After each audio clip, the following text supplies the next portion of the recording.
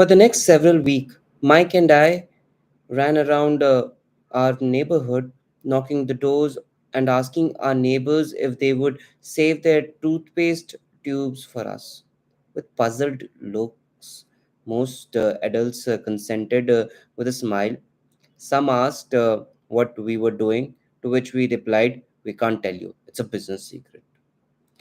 My mom grew distressed as the week wore on. We had selected a site next to her washing machine as the place we would stockpile our raw material. In a brown cardboard box that at one time held catsup bottle, a little pile of used toothpaste tubes began to grow. Finally, my mom put her foot down. The sight of her neighbor's messy, crumbled, used toothpaste tubes had gotten to her. "What are you boys doing?" she asked. "I don't want to hear again that it's a business secret.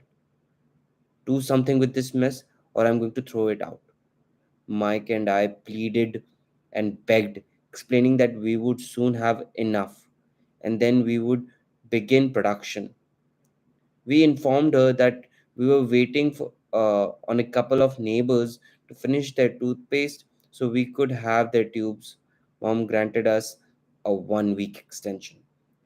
The day to begin a production has moved up, and the pressure was on. My first partnership was already being threatened with an eviction notice by my own mom. It became Mike's job to tell the neighbors to quickly use up their toothpaste, saying the dentist wanted them to brush more often anyway.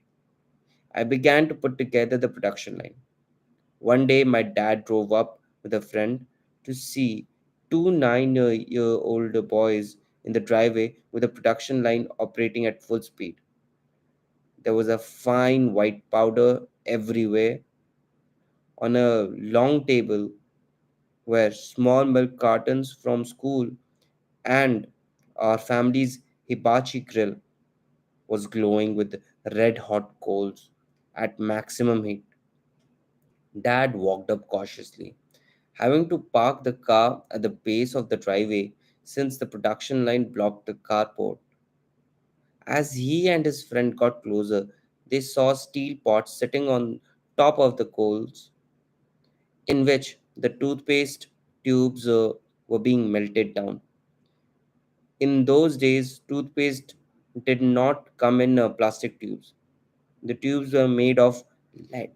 So once the paint was burned off, the tubes were dropped in the small steel pot. They melted anyway. They became liquid, and with my mom's pot holder, we poured the lid through a small hole in top of the milk carton. The milk carton were filled with plaster of Paris. White powder was everywhere. In my haste, I knocked the bag over, and entire area looked like it had been hit by a snowstorm. The milk carton were the outer containers for plastic of Paris molds. My dad and his friend watched as carefully poured the molten lead through a small hole in top of the plastic plaster of Paris cube. "Careful," my dad said. I nodded without looking up. Finally, once the pouring was through, I put the steel pot down, smiled at my dad. "What are you boys doing?" he asked with a cautious smile. "We're doing what you told me to do. We're going to be rich," I said. "Yup," said Mike, grinning and nodding his head. "We are partners." "And what is those plaster molds?" my dad asked. "Watch," I said. "This should be a good batch." With a small hammer, I tapped at the sealer that divided the cube in half, and I pulled up the top half of the plaster mold, and a lead nickel fell out. "Oh no!" my dad exclaimed. "You're casting nickel out of lead?" "That's right," Mike said. "We are doing as you told us to do. We're making money." Dad's friend turned and burst into laughter. My dad smiled and shook his head. Along with a fire and a box of spent toothpaste tubes in front of him were two little boys covered with white dust, smiling from ear to ear. He asked us to put everything down and sit with him on the front of step of our house. With a smile, he gently explained what the word meant. Our dreams were dashed. You mean this is illegal? Said Mike in a quavering voice. Let them go, my dad's friend said. They might be developing a natural talent. My dad glared at him. Yes, it's illegal, my dad said gently. But you boys have shown great creativity and original thought. Keep going, I'm really proud of you. Disappointed, Mike and I sat in silence for about 20 minutes. Before we began cleaning up our mess, the business was over. Opening day, sweeping the powder up, I looked at Mike and said, I guess Jimmy and his friends are right. We are poor. My father was just leaving as I said that. Boys, he said, you're only poor if you give up. The most important thing is that you did something. Most people only talk and dream of getting rich. You have done something. I'm very proud of the two of you. I will say it again. Keep going. Don't quit. Mike and I stood there in silence. They were nice words, but we still do not know what to do. So, how come you're not rich, Dad? I asked. Because I chose to be a school teacher. School teacher really don't think about being rich, just like to teach. I wish I could help you, but I really don't know how to make money. Mike and I turned and continued our cleanup. I know, said my dad. If you boys want to learn how to be rich, don't ask me. Talk to your dad, Mike. My dad said, my dad? Asked Mike with a scrunched up face. Yeah, your dad, repeated my dad with a smile. Your dad and I have the same banker, and he raves about your dad. He has told me several times that your father is brilliant when it comes to making money. My dad? Mike asked again in disbelief.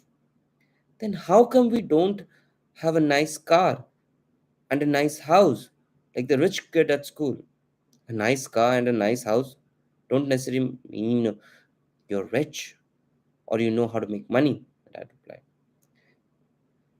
Jimmy's dad worked for the sugar plantation. He's not much different from me.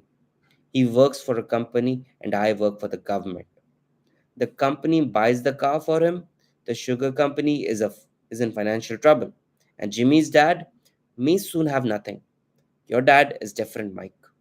He seemed to be building an empire, and I suspect in a few years he will be very rich. With that, Mike and I got excited again.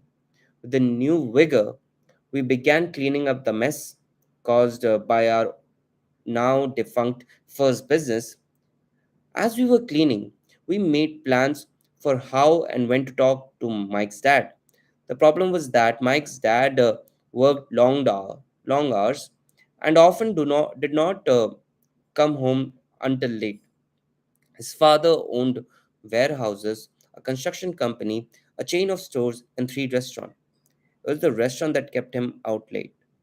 Mike caught the bus home after we had finished cleaning up. He was going to talk to his dad when he got home that night and ask him if he would teach us how to become rich. Mike promised to call as soon as he had talked to his dad.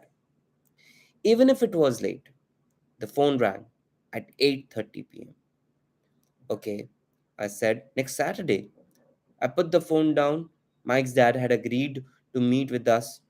On Saturday, I caught the 7:30 a.m. bus to the poor side of the town. The lesson began. Mike and I met with his dad that morning at 8 o'clock. He was already busy, having been at work for more than an hour.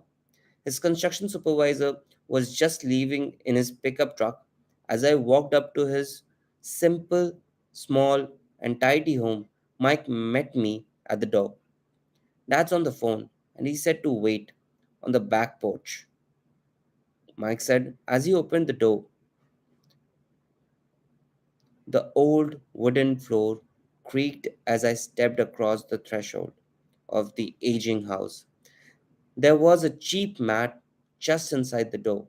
The mat was there to hide the years of wear from countless footsteps that the floor had supported.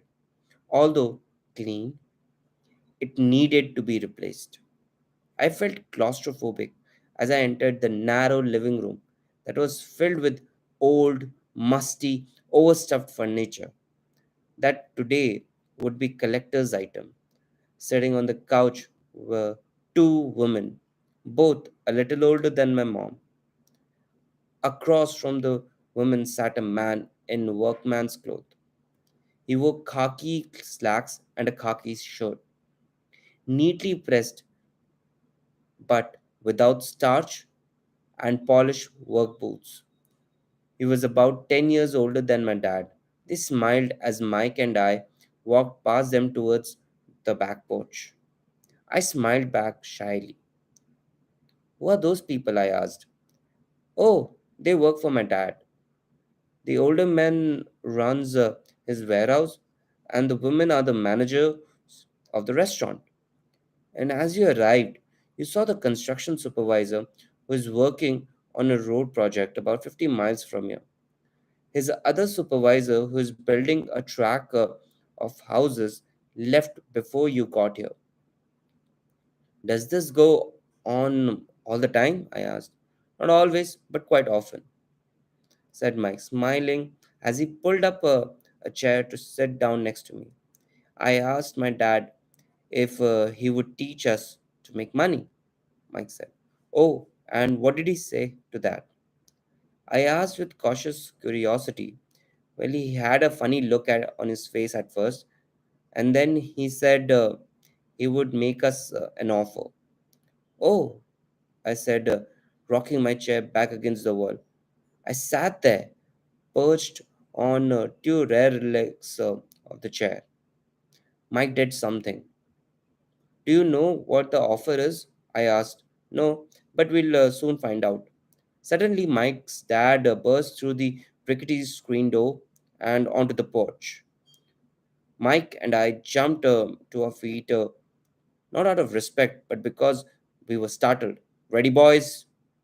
He asked us as he pulled up a chair to sit down with us. We nodded our head as we pulled our chairs away from the wall to sit in front of him. He was a big man, about 6 feet tall, 200 pounds. My dad was taller, about the same weight, and 5 years older than Mike's dad. They sort of looked alike through not of the same ethnic makeup. Maybe their energy was similar. Mike says, you want to learn to make money. Is that correct, Robert? I nodded my head quickly, but with a little trepidation. He had a lot of power behind his words and smiled. Okay, here's my offer. I'll teach you, but I won't do it in classroom style. You work for me, I teach you. You don't work for me, I won't teach you. I can teach you faster if you work, and I'm wasting my time if you just want to sit and listen like you do in school. That's my offer. Take it or leave it. Ah, may I ask a question first? Asked. No, take it or leave it. I've got too much work to do to waste my time. If you can't make up your mind decisively, then you will never learn to make money anyway. Opportunities come and go. Being able to know when to make quick decision is an important skill. You have the opportunity that you asked for. School is beginning or it's over in 10 seconds. My dad said with a teasing smile. Take it, I said. Take it, said Mike. Good, said Mike's dad. Miss Martin will be by in 10 minutes. After I'm through with her, you'll ride with her to the superette and you can begin working. I'll pay you 10 cents an hour, and you'll work 3 hours every Saturday. But I have a softball game today, said. Mike's dad lowered his voice in a stern tone. Take it or leave it, he said. I'll take it, I replied, choosing to work and learn instead of playing. 30 cents later. By 9 a.m. that day, Mike and I were working for Miss Martin. She was a kind and patient woman. She always said that Mike and I reminded her of her two grown sons. Although kind, she believed in hard work and kept us moving. We spent 3 hours taking canned goods off the shelf, brush each can with a feather duster to get the dust off, and then restacking them neatly. It was excruciatingly boring work. Mike's dad, whom I call my rich dad, owned 9 of these little superette, each with a large parking lot. They were the early version of the 7-Eleven convenience store, little neighborhood grocery stores where people bought items such as milk, bread, butter, and cigarettes. The problem was that this was Hawaii before air conditioning was widely used, and the store could not close their doors because of the heat. On two sides of the store, the doors had to be wide open to the road and parking lot. Every time a car drove by or pulled into the parking lot, dust would swirl and settle in the store. We knew we had a job as long as there was no air conditioning. For 3 weeks, Mike and I reported to Mrs. Martin and worked our 3 hours. By noon, our work was over, and she dropped 3 little dimes in each of our hand. Now, even at the age of 9 in the middle 950s, 30 cent was not too exciting. Comic book cost 10 cents back then. So I usually spent my money on comic books and went home. By Wednesday of the fourth week, I was ready to quit. I had agreed to work only because I wanted to learn to make money from Mike's dad, and now I was a slave for 10 cents an hour. On top of that, I had not seen Mike's dad since the first Saturday. I'm quitting, I told Mike at lunchtime. School was boring, and now I did not even have my Saturday to look forward to. But it was the 30 cent that really got to me. This time Mike smiled. What are you laughing at? I asked with anger and frustration. Dad said this would happen. He said to meet with him when you are ready to quit. What? I said indignantly. He's been waiting for me to get fed up? Sort of, Mike said. That's kind of different. Doesn't like it doesn't teach like your dad. Your mom and dad lectures a lot.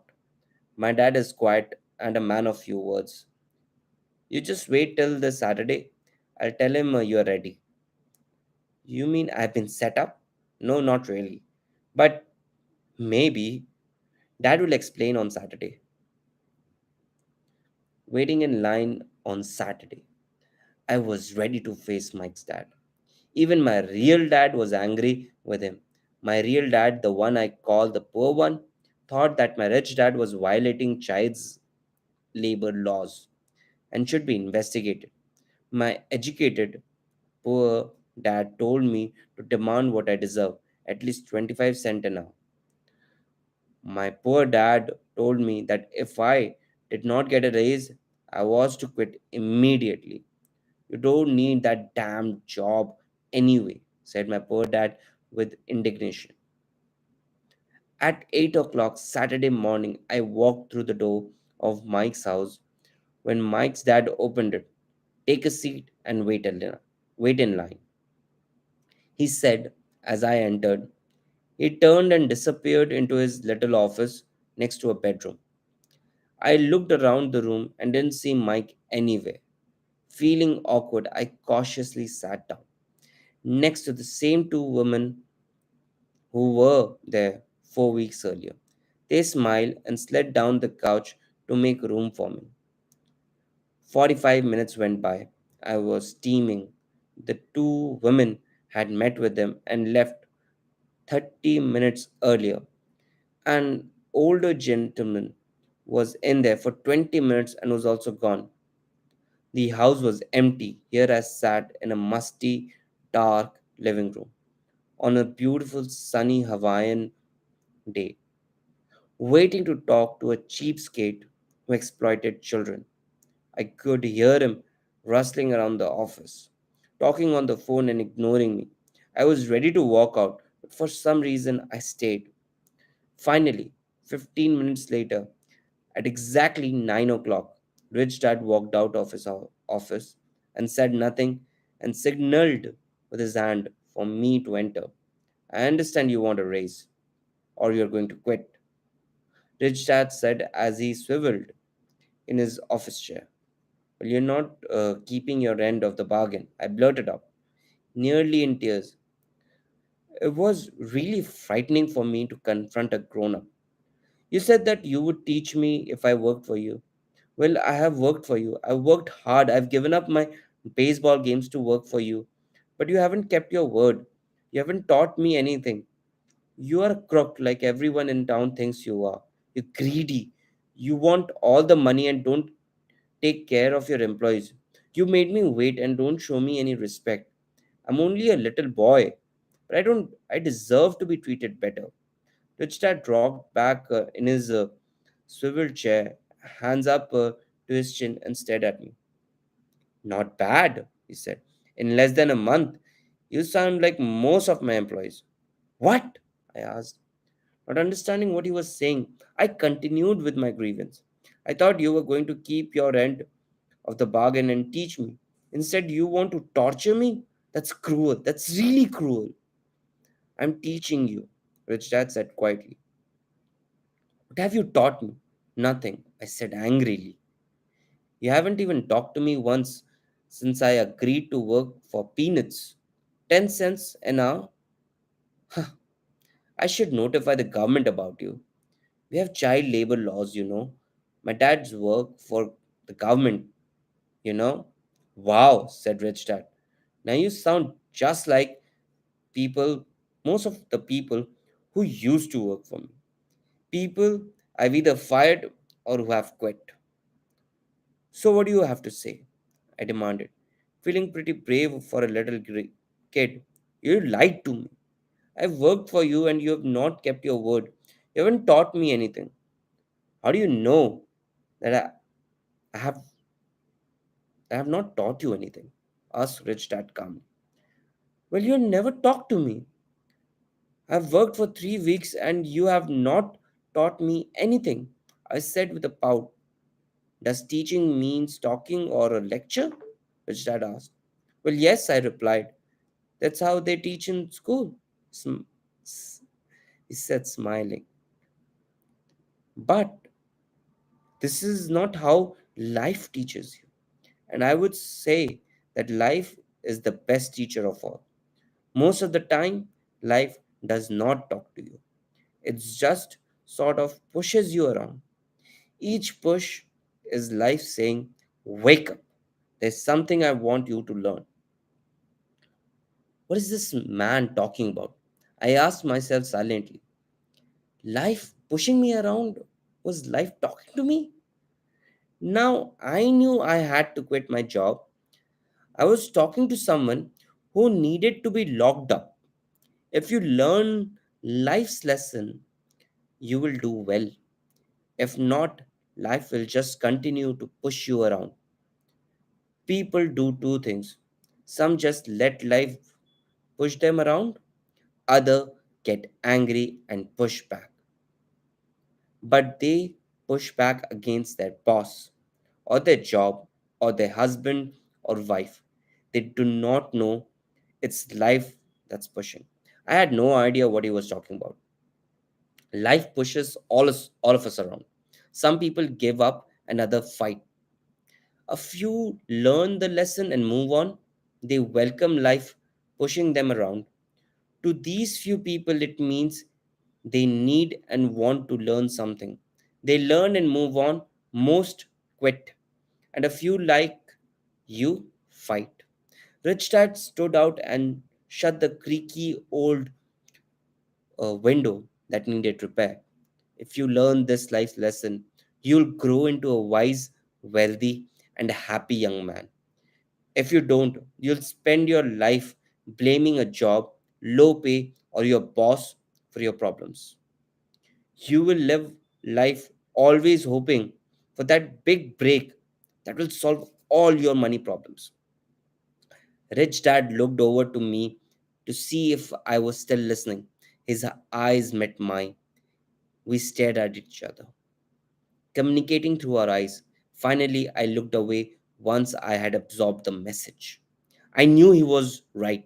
I was blaming him. I did ask to learn. I was fighting. Rich Dad continued. Or if you are the kind of person who has no guts, just give up every time life pushes you. If you're that kind of person, you live all your life playing it safe, doing the right thing, saving yourself from some events that never happens. Then you die a boring old man. You'll have lots of friends who really like you because you're such a nice, hardworking guy. But the truth is that you let life push you into submission. Deep down, you were terrified of taking risk. You really wanted to win, but the fear of losing was greater than the excitement of winning. Deep inside, you only knew you and only knew deep inside you and only you will know you didn't go for it. You chose to play it safe. Our eyes met again.